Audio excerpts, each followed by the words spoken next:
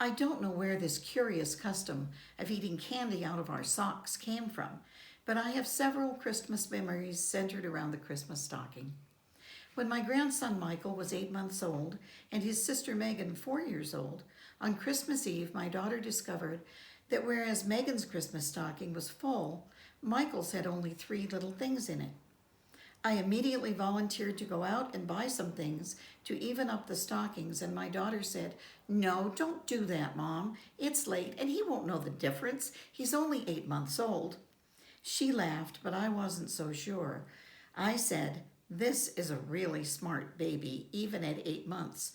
He's going to notice." And she said, "No, Mom, I promise you, he won't." Well, sure enough, on Christmas morning, she sat down with Michael and his stocking on her lap. Megan sat on the floor between us with her stocking. The baby didn't seem to know what to make of all these brightly wrapped packages and the stockings and the tree. But when his big sister picked up her stocking and put her hand inside, he watched her carefully and took his stocking, which his mother had placed on his lap, put his little hand inside the stocking, and waited to see what to do next, while his sister drew her hand out and pulled out a small plastic toy.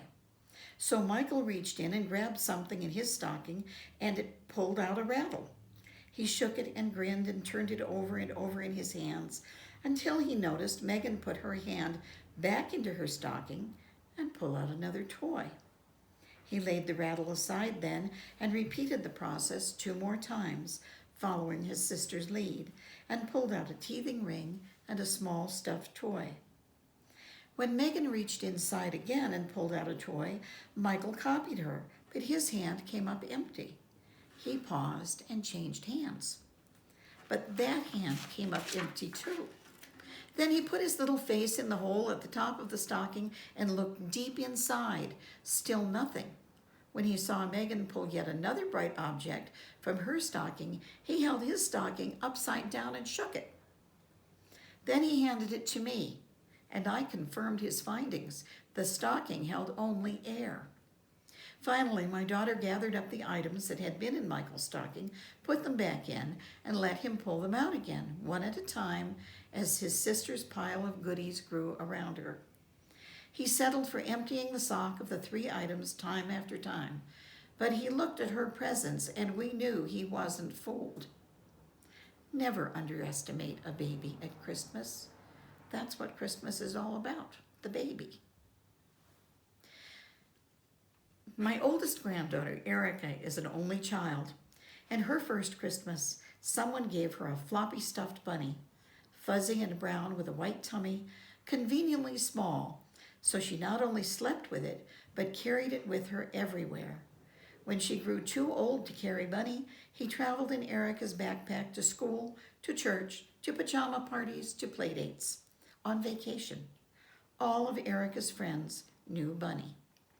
One Christmas, Erica insisted that Bunny needed a small, bunny-sized Christmas stocking to hang next to hers. Every year after that, when Erica wrote her letter to Santa, she wrote a letter for Bunny also, asking for a carrot for Bunny. And every year, a tiny carrot appeared in Bunny's small stocking. One Christmas Eve, when my daughter and I were finishing up the wrapping and placing presents under the tree, and she put the carrot in Bunny's stocking, she found a note in the stocking for Santa. Bunny wanted an even smaller stuffed bunny to play with. We were in Henderson, Nevada, and at 11 o'clock on Christmas Eve, even Nevada is not wide open. Naively, I told my daughter to finish up the wrapping and I would go hunting for a small rabbit. Confident that I would find something that would do, I tried the convenience store on the corner. Nothing. Walgreens just closed. Kmart was still open. Nothing. Discouraged, I drove past stores that were all closed and then drove back to my daughter's house. While we were talking about the severe lack of small stuffed rabbits, I had an idea. Did she have any felt? At 1 a.m., I finished stitching up a simple bunny with a drawn-on face and stuffed it with a few cotton balls.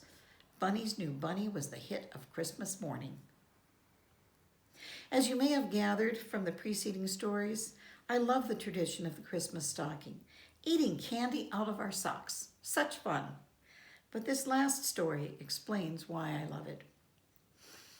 When my two daughters were young, I gathered colorful scraps of fabric from other projects and made Christmas stockings for the four of us, another two for the dog and the cat, and any Christmas that we were having out-of-town guests almost every year. I made stockings for them too, all hung from a red satin ribbon with wooden clothespins liberally sprinkled with glitter, stretching across the granite fireplace surround, and then lay overstuffed on the hearth on Christmas morning. One Christmas, when the girls were about 7 and 10, the older girl mentioned that everyone had a stocking, but she had noticed on Christmas morning all of the stockings were filled but mine. "Are you naughty, Mommy?" she said.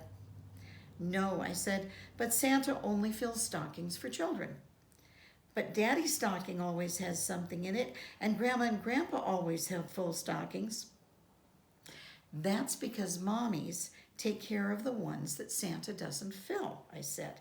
"I just put mine up because all of those empty stockings hanging above the fireplace look so pretty and cheerful waiting for Christmas." That explanation seemed to satisfy them. That Christmas Eve, I listened from my bed as the girls whispered and talked and rustled about long after I had tucked them in.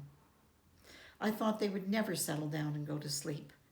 I waited and waited for the quiet that told me they finally slept, and I could quietly take care of the Christmas stockings. When I looked at the fireplace, tears came to my eyes when I saw that my stocking lay on the hearth, full. The next morning, instead of getting up even earlier than the girls to start breakfast, I let them wake me up and lead me out into the living room. I knew they wanted to see my reaction.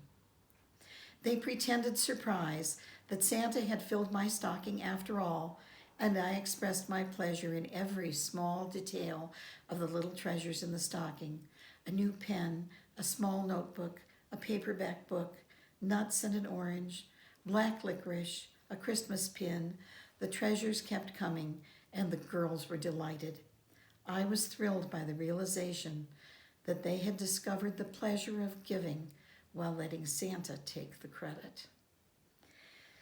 As they grew, they continued that tradition every year until they left home, and indeed every Christmas I spent with either of them in the years since. Santa filled my stocking.